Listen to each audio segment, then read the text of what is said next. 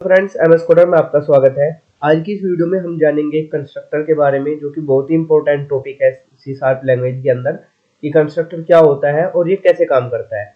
तो पहले इसकी डेफिनेशन देखते हैं कि कंस्ट्रक्टर की डेफिनेशन क्या होती है। देखिए, जो कंस्ट्रक्टर की डेफिनेशन होती है वो ये होता है कि एक स्पेशल मेथड होता है किसी भी क्लास का, और जो कंस्ट्रक्टर का नाम होता है वो क्लास के नेम के समान होता है, सेम होता है। जो भी क्लास का नेम होगा वही कंस्ट्रक्टर का नेम होगा।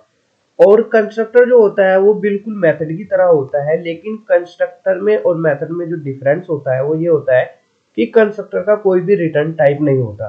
और कंस्ट्रक्टर जो होते हैं वो कई तरह के होते हैं, जैसे कॉपी कंस्ट्रक्टर होता है, डिफॉल्ट कंस्ट्रक्टर होता है और पैरामीटराइज्ड कंस्ट्रक्टर होता है। बट जो मोस्टली हम यूज करते हैं वो डिफॉल्ट कंस्ट्रक्टर होता है और पैरामीटराइज्ड कंस्ट्रक्टर को हम यूज करते हैं। जो डिफॉल्ट कंस्ट्रक्टर होता है वो कोई भी पैरामीटर नहीं लेता है, और डिफॉल्ट कंस्ट्रक्टर हम खुद भी बना सकते हैं। अगर हम किसी भी प्रोग्राम के अंदर कोई भी कंस्ट्रक्टर नहीं बनाते तो कंपाइलर क्या करता है, बाय डिफॉल्ट एक कंस्ट्रक्टर बना देता है, उसको बोलते हैं हम डिफॉल्ट कंस्ट्रक्टर। और डिफॉल्ट जो कंस्ट्रक्टर होते हैं वो ऑटोमेटिकली कॉल हो जाते हैं जब हम किसी भी क्लास का ऑब्जेक्ट बनाते हैं। तो चलिए यहाँ पर हम कंस्ट्रक्टर को बना लेते हैं। सबसे पहले हम डिफॉल्ट कंस्ट्रक्टर के बारे में समझेंगे कि ये कैसे वर्क करता है। सबसे पहले हम पब्लिक कीवर्ड लेते हैं, और जो क्लास का नाम होता है वही कंस्ट्रक्टर का नाम होता है, तो हम इसको ले लेते हैं यहाँ पर। और इसके अंदर हम कोई भी मैसेज प्रिंट करा देते हैं, जैसे हम प्रिंट करते हैं इनसाइड कंस्ट्रक्टर। अब यहाँ पर देखिए, इस प्रोग्राम को हम रन करते हैं। जैसे हम इस प्रोग्राम को रन करेंगे तो आउटपुट स्क्रीन पर देखिए हमें क्या शो होगा।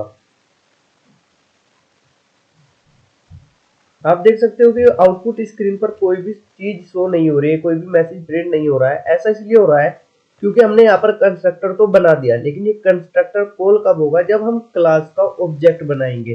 तो जैसे हम क्लास का ऑब्जेक्ट बनाएंगे ये खुद से कॉल हो जाएगा। तो क्लास का ऑब्जेक्ट बना लेते हैं। ऑब्जेक्ट किस तरह से बनाते हैं, जिस क्लास का ऑब्जेक्ट बनाना है उस क्लास का नाम लेते हैं, और कोई भी रेफरेंस वेरिएबल और न्यू कीवर्ड के साथ फिर से हम क्लास का ऑब्जेक्ट यहाँ पर ले लेते हैं। तो यहाँ पर देखिए, जैसे ही हम क्लास का ऑब्जेक्ट बना देंगे तो ये खुद से कॉल हो जाएगा। अगर मैं अब की बार इस प्रोजेक्ट को रन करूं तो आउटपुट स्क्रीन पर देखिए आपको क्या दिखाई दे जाएगा, इनसाइड कंस्ट्रक्टर। तो ये खुद से कॉल हो रहा है, हमने कहीं पर भी इसको कॉल नहीं किया है। जैसे ही हमने क्लास का ऑब्जेक्ट बनाया, जैसे क्लास का ऑब्जेक्ट बनाया तो ये कंस्ट्रक्टर क्या हुआ, खुद से कॉल हो गया। तो इसको हम डिफॉल्ट कंस्ट्रक्टर बोलते हैं, क्योंकि हम यहाँ पर कोई भी पैरामीटर पास नहीं कर रहे हैं।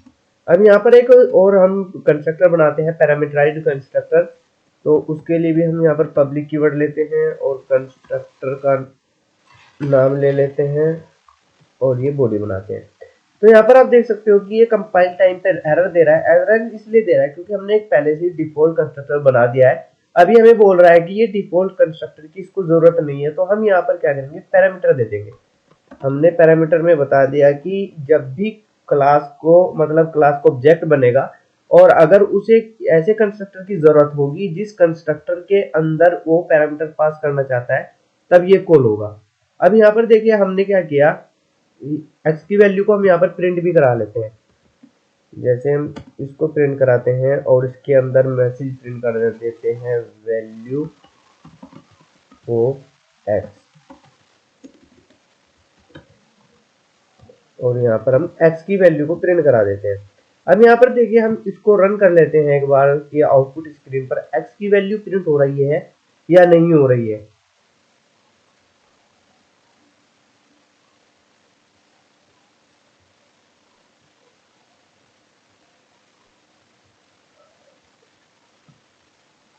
देखिए, आप यहाँ पर देख सकते हो कि यहाँ पर कहीं पर भी x की वैल्यू प्रिंट नहीं हो रही है, लेकिन हमने अभी देखा था कि जब भी हम क्लास का ऑब्जेक्ट बनाते हैं तो कंस्ट्रक्टर खुद से कॉल हो जाता है। लेकिन ये वाला कंस्ट्रक्टर कॉल नहीं हुआ। ये इसलिए कॉल नहीं हुआ क्योंकि ये जब कॉल होगा जब हम कंस्ट्रक्टर को पैरामीटर देंगे। जैसे ही देखिए हमने यहाँ पर क्लास का ऑब्जेक्ट बनाया, अगर मैं इसके राउंड ब्रैकेट के अंदर कोई भी वैल्यू पास कर देता हूँ, तो अब कंपाइलर क्या करेगा, वो देखेगा कि ऐसा कौन सा कंस्ट्रक्टर है जो पैरामीटर ले रहा है।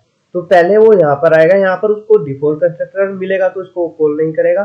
फिर वो यहाँ पर आएगा, यहाँ पर वो देखेगा कि यहाँ पर एक कंस्ट्रक्टर है जो पैरामीटर में वैल्यू ले रहा है, तो वो इस वाले कंस्ट्रक्टर को कॉल कर देगा। तो अब की बार आउटपुट स्क्रीन पर आपको क्या मिलेगा, इनसाइड कंस्ट्रक्टर की जगह पर ये वाला मैसेज आपको प्रिंट होकर दिखाई दे जाएगा। तो चलिए इसको हम रन करके देख लेते हैं।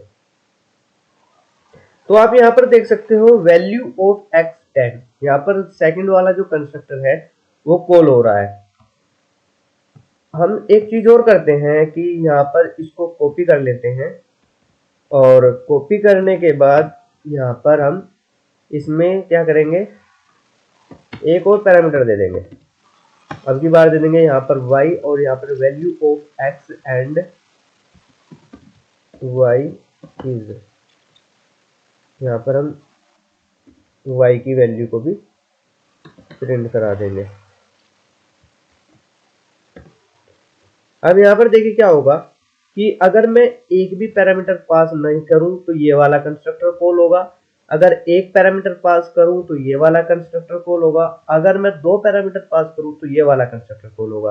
तो अगर मैं यहाँ पर एक और वैल्यू पास कर देता हूं जैसे 20, और अब की बार आउटपुट स्क्रीन पर देखेंगे तो मैसेज आपको क्या मिलेगा, जो थर्ड वाले कंस्ट्रक्टर के अंदर आपने मैसेज दिया हुआ है वही आपको यहाँ पर दिखाई दे जाएगा। तो as you can see value of x and y is 10 and 20। तो यहाँ पर देखिए थर्ड वाला जो कंस्ट्रक्टर है वो कॉल हो गया।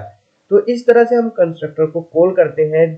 डिफॉल्ट कंस्ट्रक्टर तो खुद से कॉल हो जाता है और जो पैरामीटराइज्ड कंस्ट्रक्टर होते हैं वो हमें वैल्यू देनी होती है जब जाके वो कॉल होते हैं। तो आई होप कि आपको समझ में आ गया होगा कि कंस्ट्रक्टर को हम किस तरह से यूज करते हैं। तो आज की इस वीडियो में सिर्फ इतना ही रखते हैं।